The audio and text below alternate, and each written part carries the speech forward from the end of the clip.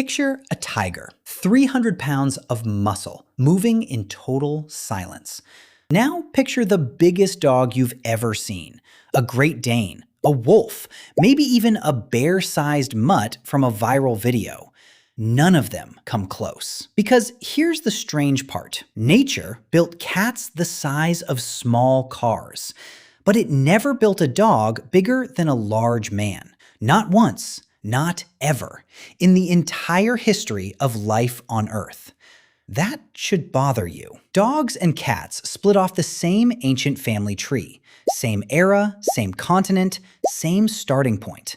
One branch produced lions, tigers, and a saber-toothed monster the size of a horse. The other branch topped out at a wolf.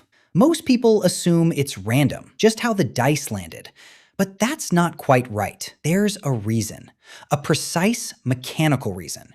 And once you hear it, you'll never look at a dog park the same way again. Scientists who study predator bodies for a living call it a trade-off. A brutal, unbreakable trade-off between two totally different ways of killing for a living. And by the end of this, you'll realize you're living out the exact same trade-off right now in your own life. So let's start at the beginning. Rewind about 50 million years. There's a small, tree-climbing, weasel-like creature called meiosis. It's the ancestor of every cat and every dog alive today.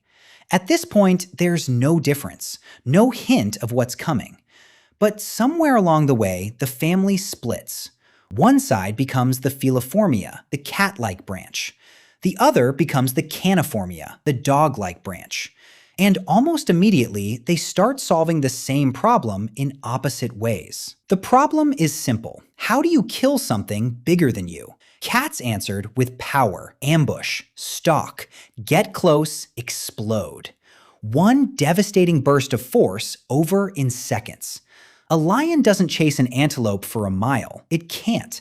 It gets maybe 200 yards of top speed before its body gives out. So it needs to make that short window count. Thick, heavy muscle, a flexible spine that coils and releases like a spring.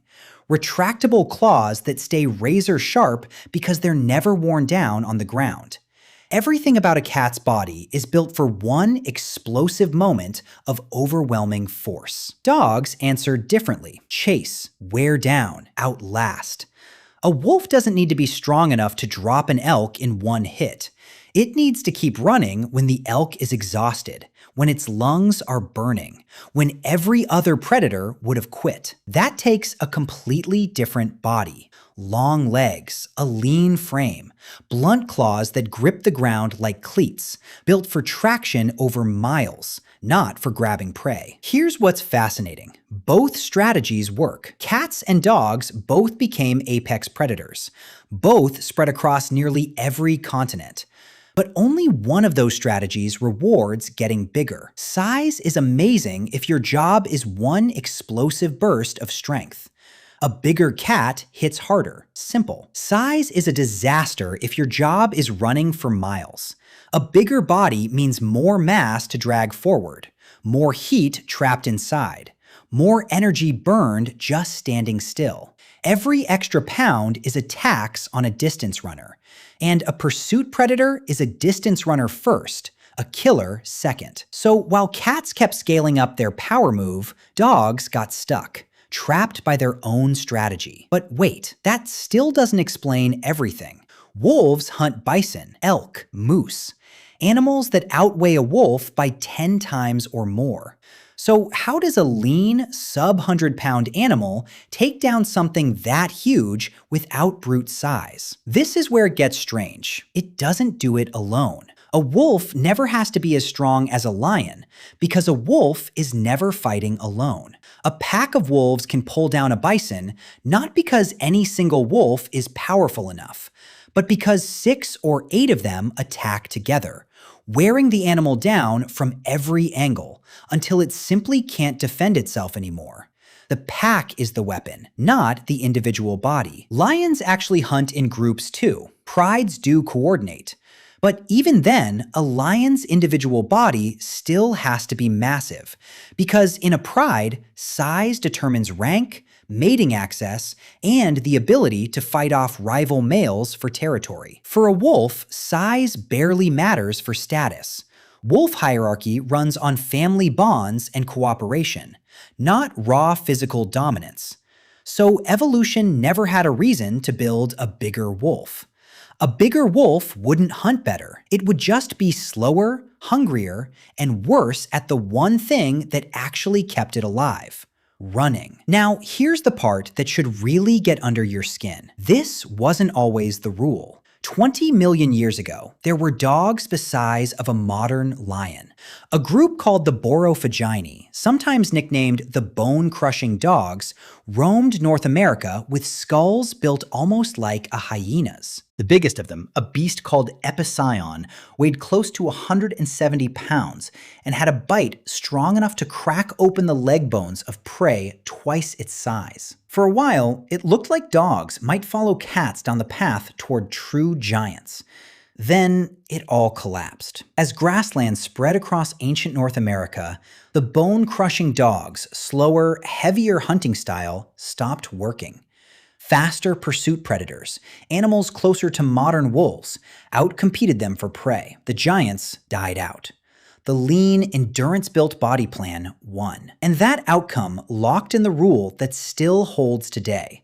If you're a dog, staying lean beats getting big. Every single time. Meanwhile, cats never faced that same pressure. Ambush hunting doesn't punish size the way endurance hunting does. So cats just kept climbing.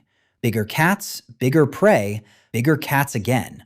All the way up to a tiger. And it goes even further back than that. During the last ice age, there was a cat called Smilodon, the famous saber-tooth, built almost like a bear, powerful enough to wrestle prey to the ground and drive two blade-like teeth through its throat. There was never an ice age equivalent for dogs, never a saber-toothed wolf the size of a horse. Because the moment a canid's body starts trending toward bulk over speed, it loses the very trait that made it successful in the first place. So what does all of this actually mean? It means the biggest cats and the biggest dogs aren't different by accident. They're different because they're running two completely different survival programs. One rewards individual power. One rewards teamwork and stamina. And here's where it stops being about animals.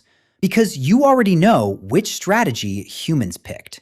We are not the strongest primate on Earth. Not even close. A chimpanzee, pound for pound, can overpower a grown man without much effort.